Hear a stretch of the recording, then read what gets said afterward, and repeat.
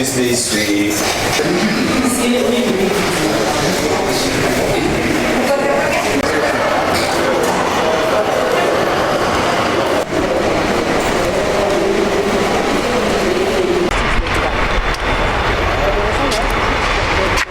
we are today undertaking an inspection visit to the NTSA Motor Vehicle Inspection Center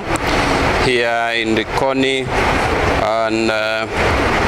we have come to assess firsthand how motor vehicle inspections are conducted, the capacity of this facility, the condition and effectiveness of the inspection equipment, and the measures in place to ensure that only roadworthy vehicles are cleared to operate on our roads.